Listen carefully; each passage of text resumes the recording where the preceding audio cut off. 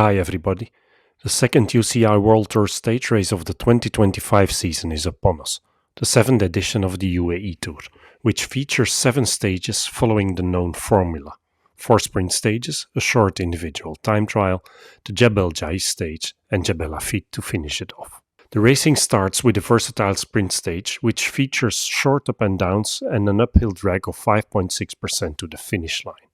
It's relatively short though, so in the charging pack, most will survive this.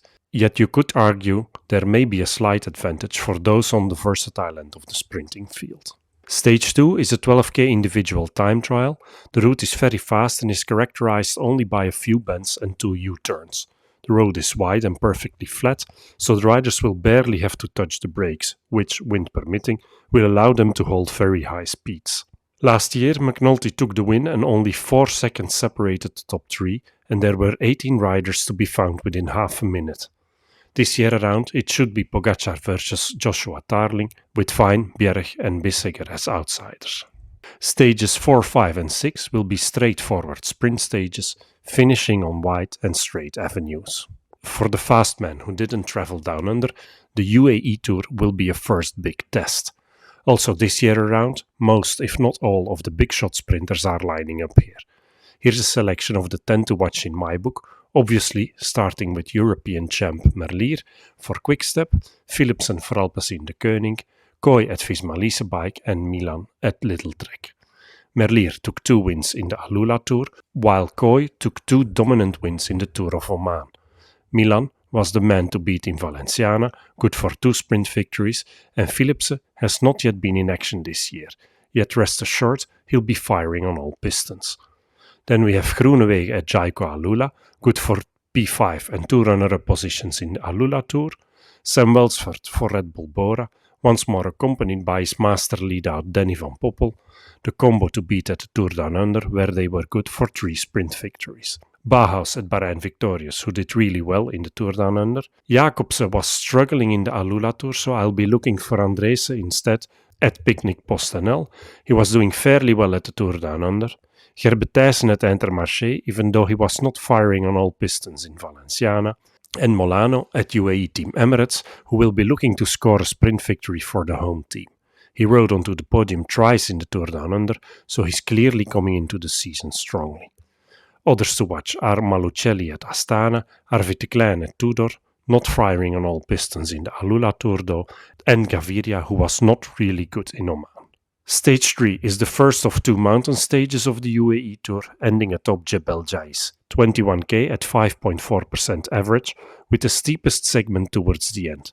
This one will be for those shooting for the GC. Also in the years where Pogačar competed, 2021 and 22, the differences remained limited on this stage. As you can see on the 2024 Jebel Jais stage result, differences tend to be minimal, with 12 riders at 5 seconds from the winner and a total of 25 riders within half a minute of each other. Also the final and deciding stage is GC territory, ending atop Jebel Hafeet, an almost 11k climb at 6.6% average. Here as well, look out for my stage preview the day ahead of the race. Last year, Van Eetveld completed a 2k solo with 22 seconds on his nearest contenders, comprising Bilbao, O'Connor and Storer, and in 4 out of the final 6 occasions where this climb featured in a stage, it was decided in a sprint of 2 or 3 riders. I'm quite sure that this year around, Pogačar has different plans though. So to summarize, the UAE Tour respects its traditional setup, comprising 1 versatile sprint stage, 3 pure sprint stages, a flat individual time trial and 2 mountaintop GC days. Here's an overview of the winners of the former 6 editions, with Pogačar taking home the win twice and the Belgians Evenepoel and Van Eetveld winning the 2 final editions, with Van Eetveld lining up to defend his title. This year around he'll be up against Pogačar though. Besides former winners Pogačar and Van Eetveld, here's an overview of some of the other riders lining up with previous experience in this race, including podium finishers Peyo Bilbao and Lutsenko. I also note Harper, Storer, Swiehoff, who've ended up in the top 10 here on earlier editions. Betting odds were not yet available at the time of recording, yet here are the riders on the preliminary start list to watch for GC in my book. At Soudal Quickstep, it seemingly is all about winning stages with Merlier, and I don't expect too much on GC.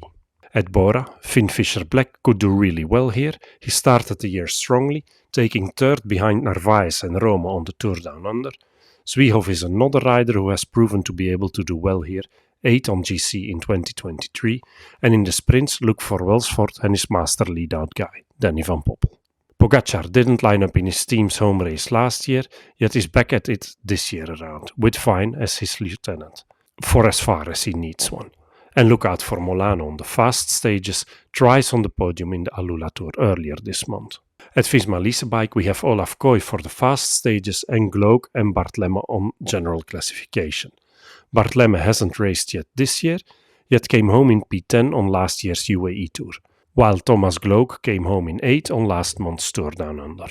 Lutsenko, third here in 2020, deserves a mention, yet he seems to have had his best years in my book.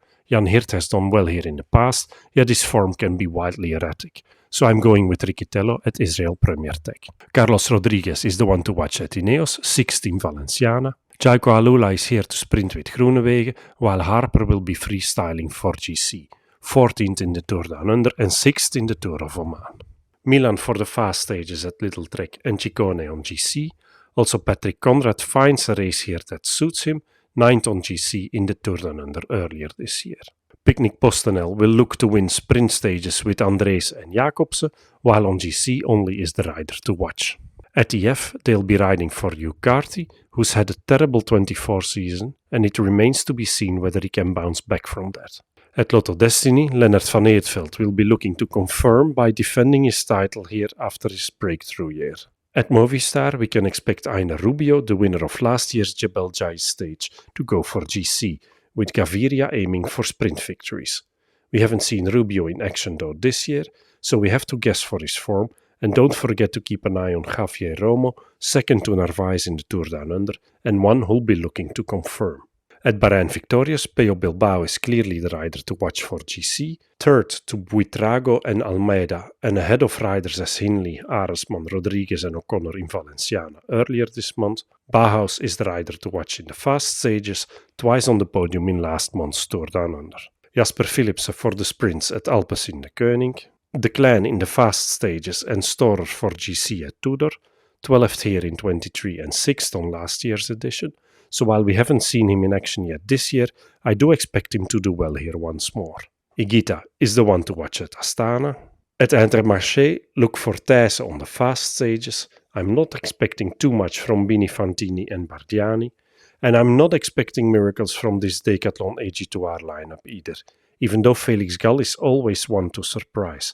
We haven't seen him in action yet this year, yet after all he rode top 10 in last year's Paris-Nice and Tour de Suisse, amongst strong competition. In terms of stars, Pogačar is my only 4-star favorite for this race. Bilbao, Van Eetveld and Ciccone get 3 stars, Fisher-Black and Gall get 2 stars, and Storer, only Rodriguez and Romo each get 1 star. In terms of podium prediction, I'm going to go with a Pogačar win ahead of Van Eetveld and Bilbao. Enjoy the race and look out for my stage 3 and 7 previews, Jebel Jais and Jebel Hafeet.